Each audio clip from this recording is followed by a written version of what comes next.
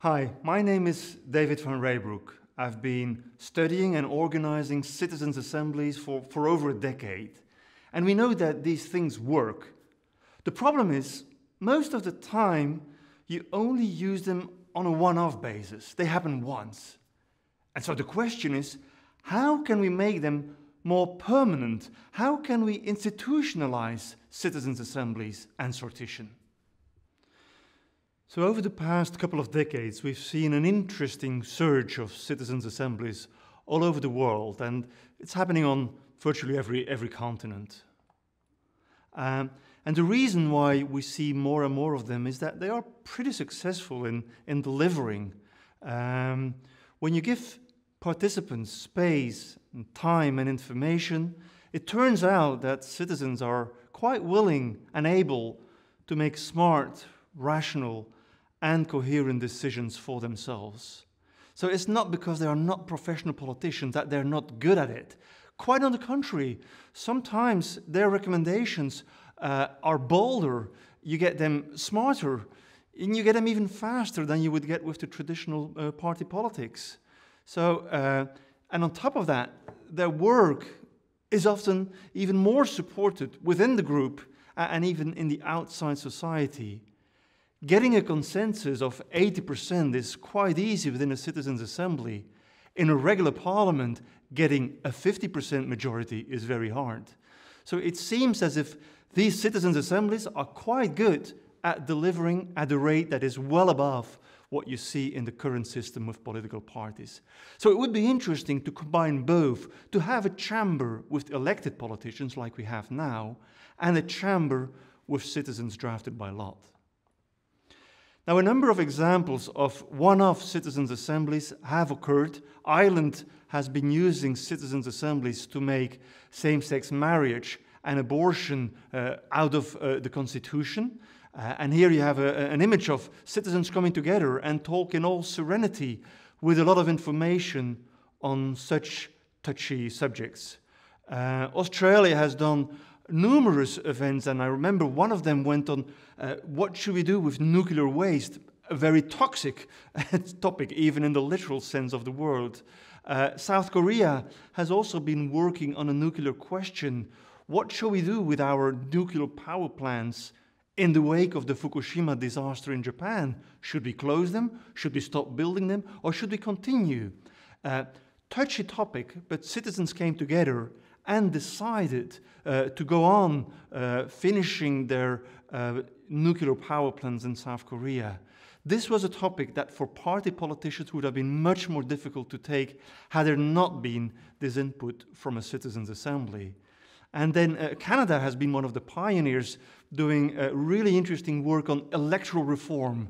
This is a classical topic where professional politicians find it very hard to cut in their own flesh, so to speak. They find it really hard to determine how the voting should happen. So an independent citizens' council, a citizens' assembly, did some interesting work there. But what we saw in a number of these cases is that there might be a downside. The Canadian work, for instance, did not lead to any change because at the end of the citizens' assembly, participants went home and their reports just sat at some politician's desk and nothing occurred any further. We basically need citizens that can continue to nag politicians about the change the assemblies have been recommending. Because what we see now is that not all good work leads to actual change. So how are we going to make the transition from what has been decided in a citizens' assembly to what are politicians going to do with this? This is called the problem of transmission. This is on the political follow-up or uptake of the citizens' assembly. Well, it might be interesting to look at a small European country, which happens to be the country I am from. It's Belgium, small country in northwestern Europe, famous for its 3 linguistic communities. Most people know that it's a bilingual country with Dutch, Flemish being spoken in the north and French in the south. But in the very east, the part that is indicated in green on this map, there is a tiny minority that actually speaks German. And it turns out it has competences making it the world's smallest federal entity. They are tiny, but they do have powers comparable to Scotland or Catalonia or North Rhine-Westphalia in Germany. And at a given day, the minister-president, I had an appointment with him, Mr. Minister-President Oliver Page, and he said, like, well, we have the competences comparable to Scotland, but we are tiny. We only have 80,000 inhabitants. Why do we not try to become the laboratory for democratic innovation in Europe? Which I thought was quite brave. And he said, like, let us become this laboratory for democratic innovation. Maybe others can learn from us.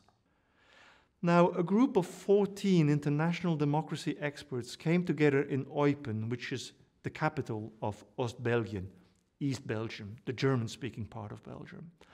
And we sat together with the politicians, and they were quite brave, to be quite honest. They said, what would happen if we, politicians, simply trusted our citizens? It seems like a simple idea, but in today's democracies, it's far from being realized. We see there's a lot of distrust in contemporary democracies, citizens distrusting their leaders, but also, and this is often forgotten, leaders thinking that their citizens are not to be trusted. Now, the Oost-Belgian model, the blueprint we designed, was voted unanimously in the regional parliament.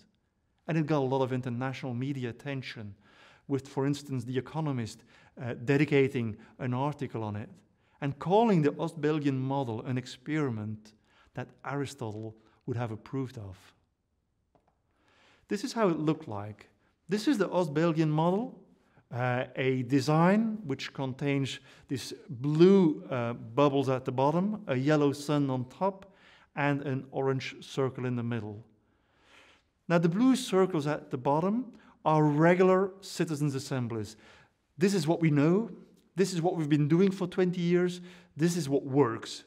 But with the challenge that at the end of every cycle, people go home and their recommendations might be forgotten. Each of these blue circles could last between 3 and 5 months with 25 to 50 citizens, drafted by lot from the population, and they would be dealing with one particular question.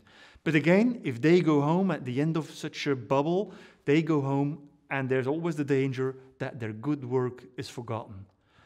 And so the yellow sun is this other group of citizens able to nag politicians on the work that has been done in the blue circles. This is the Permanent Citizens Council. It has 24 members. They are drafted by lot from previous participants of citizens' assemblies, and they sit there for a year and a half. Now, this is much longer than the 3 months of the people in these blue circles. These are really sparring partners for elected politicians in the parliament. And the work they do consists of 2 things. They set the agenda for the blue circles, for the citizens' assemblies, and they are the ones, secondly, who take care of the recommendations, making sure that they are not forgotten.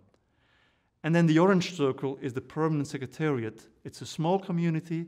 This is one lady doing a fantastic job in making sure that the Citizens' Council and the Citizens' Assemblies run smoothly. This is what it looks like. And basically, it comes down to the idea that next to the elected parliament with elected citizens, you have something that you could describe as a people's senate with citizens drafted by law.